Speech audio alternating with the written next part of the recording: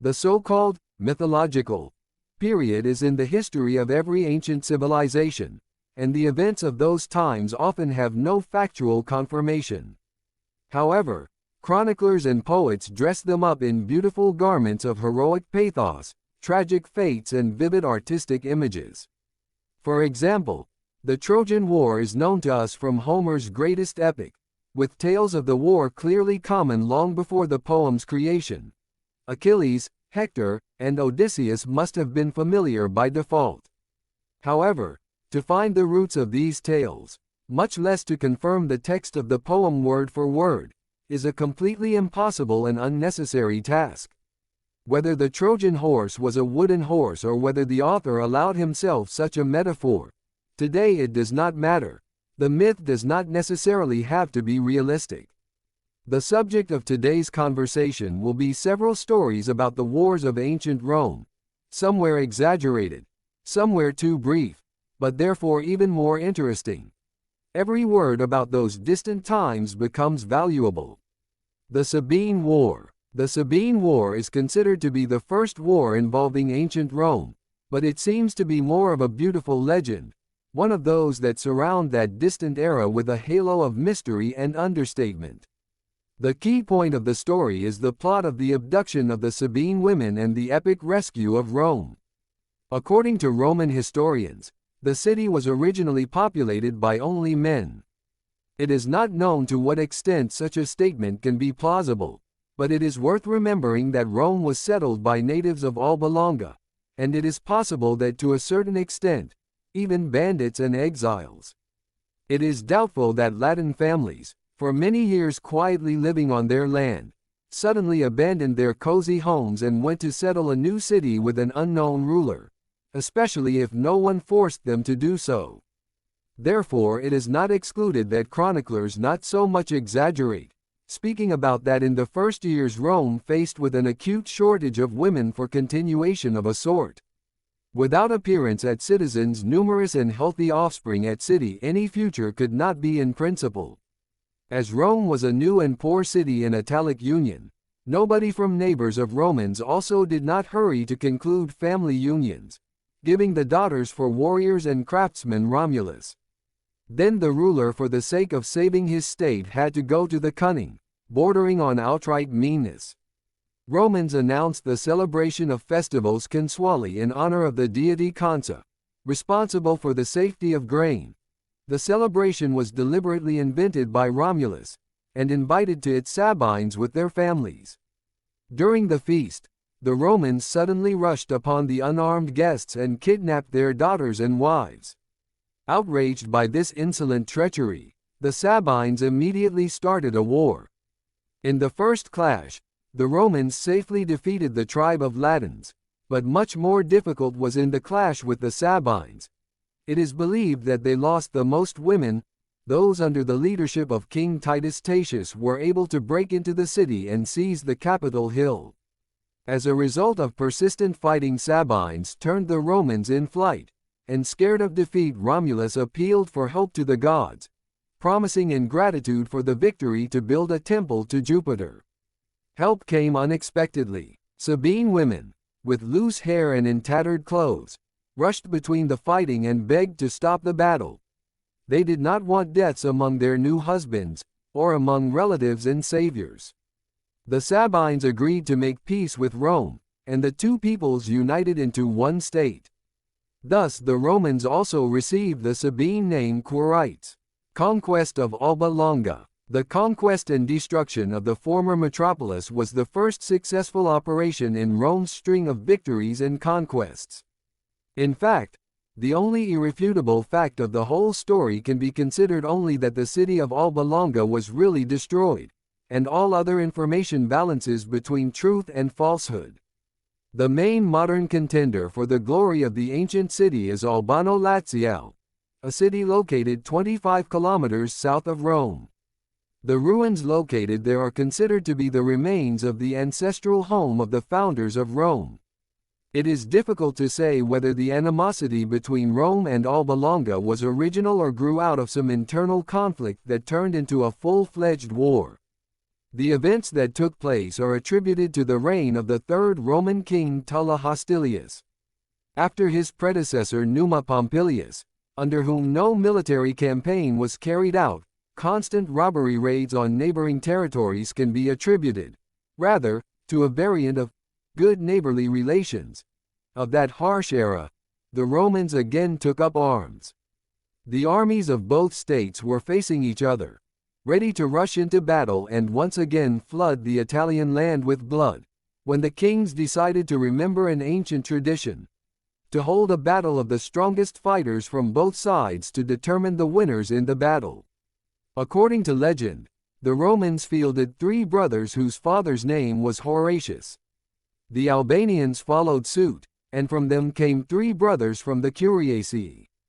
The treaty was sealed with sacred rites, and the battle began. The fighters fought for the first time. 1 Roman and 1 Albanian fell. The fighters fought a second time. Another Roman fell, and 2 Albanians were only wounded. The subjects of Alba Longa rejoiced. But the last Roman fighter went on a trick. Knowing that the 2 wounded enemies will not be able to pursue him with equal speed, he rushed to escape. When his pursuing opponents were at a great distance from each other, the Romans stopped and killed 1 Albanian after another.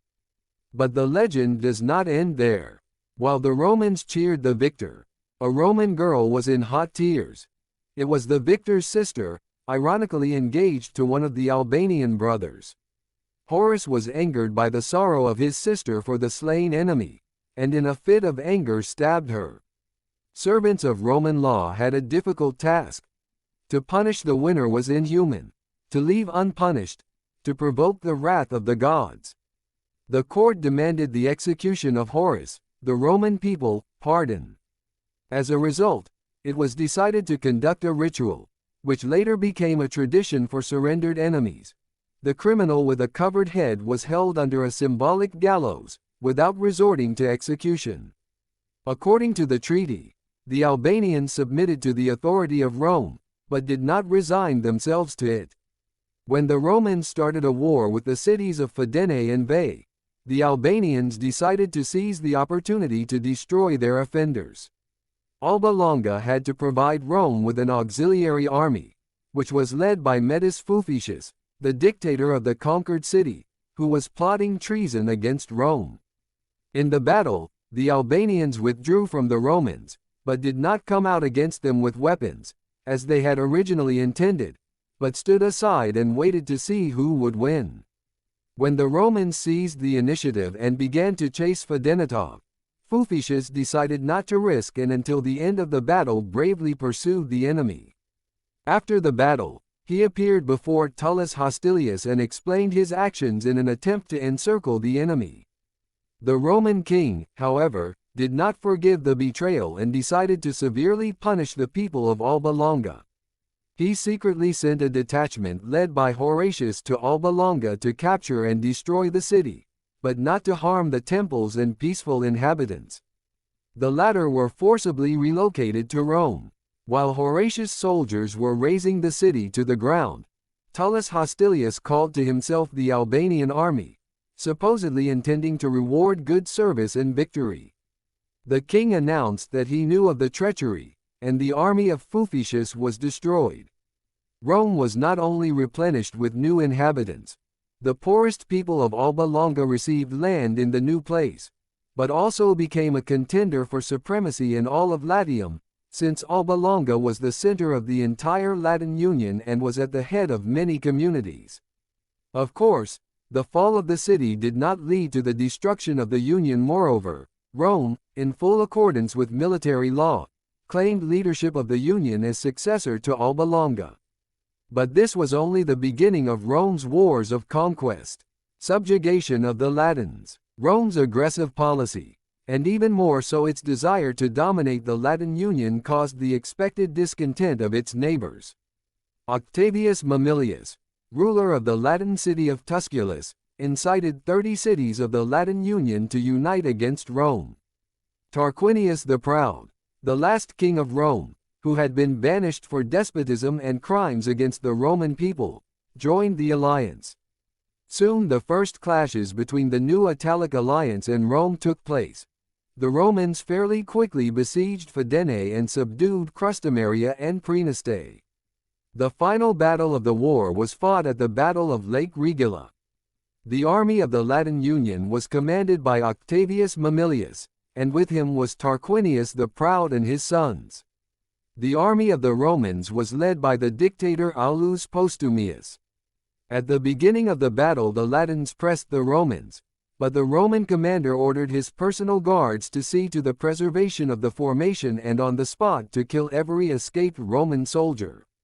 And the horsemen, the military elite, to dismount and replenish the ranks of the infantry. Romans have kept a line and managed to overturn and to break an army of Latins.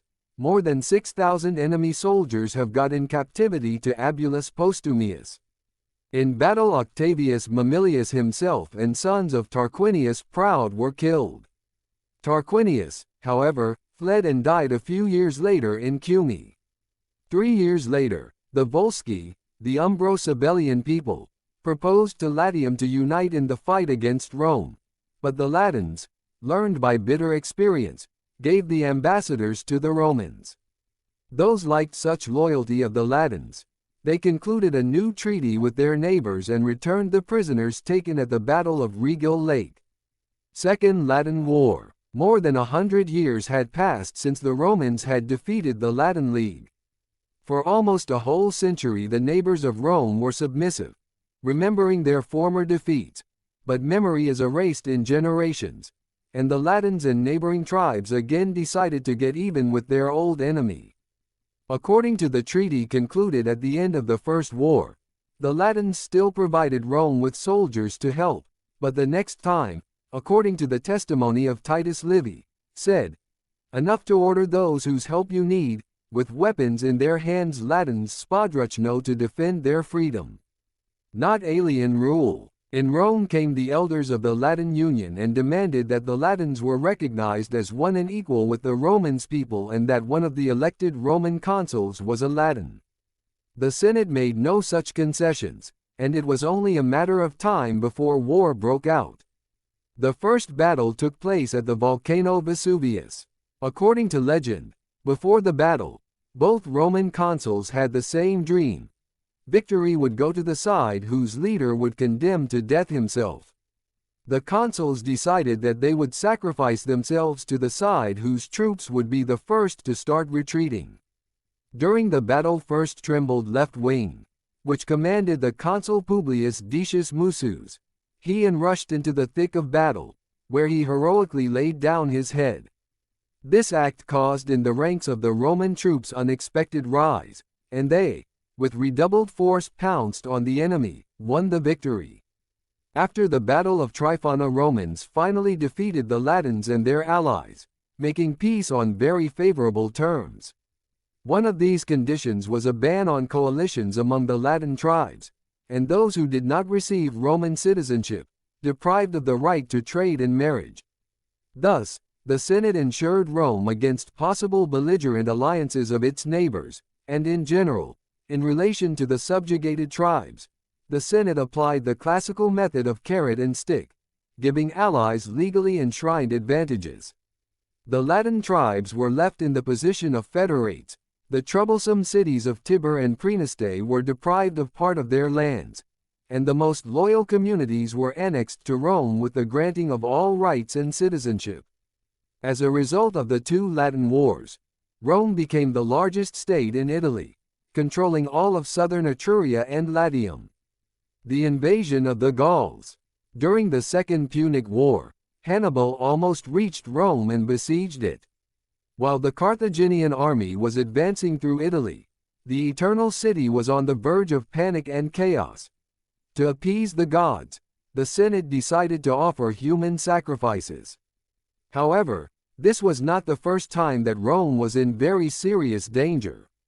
Almost 200 years before the Punic Wars, the Republic faced the warlike tribes of Gauls, who were not up to the Romans' teeth. This war was a real tragedy for the Roman people, so it is not surprising that a beautiful patriotic legend was born, designed to smooth the bitterness of defeat. Tribes of Gauls crossed the Alps and invaded northern Italy, the territory of the Ligures and Etruscans. In 390, several thousand Gauls under the leadership of Brenna reached the central Etruria and besieged the city of Clusium, whose inhabitants were not slow to appeal to Rome for help. The Senate sent to the Gauls 3 ambassadors from the ancient and noble family Fabius in the hope of settling the matter peacefully. However, the negotiations failed. The ambassadors violated neutrality, standing up for Clusium, and killed the Gaulish leader. Angry barbarians demanded from Rome to extradite the guilty, but, of course, was refused. Gauls abandoned the siege of Clusium and moved swiftly to Rome. In the Battle of the River Allia, barbarians scattered the Roman army, and the surviving Romans fled to the city. Anxiety enveloped Rome. The population evacuated to neighboring lands. Senators with the remaining army took refuge on the capital. Helpless Rome was looted and burned. The remaining inhabitants were killed. It was much more difficult to storm the fortifications on the capital due to the steep slopes of the hill, and the siege began. According to a famous patriotic legend, one night the Gauls did attempt to climb the hill. They climbed so stealthily and quietly that neither the guards nor even the dogs noticed them. Only the geese, dedicated to the goddess Juno, suddenly made a noise in the night, which woke up the Romans, who repelled the attack on the hill. This story looks so unusual that it could hardly be invented without a real basis. Geese were really kept at the temple of Juno, and these birds are noisy. After 7 months of siege began peace talks. Gauls agreed to leave Rome in exchange for a colossal ransom of 1,000 pounds of gold. Already on the way to the Alps, the Gauls were attacked by a new Roman army gathered outside Rome during the siege. Peace with the Gauls was not made until many years later. The barbarians invaded Latium and southern Italy many more times, but they never succeeded in taking Rome. The Gauls settled between the Alpine Ridge and the Po River, and a few centuries later, under the consulate of Julius Caesar, the inhabitants of Cisalpine Gaul gained all civil rights and actually became Romans.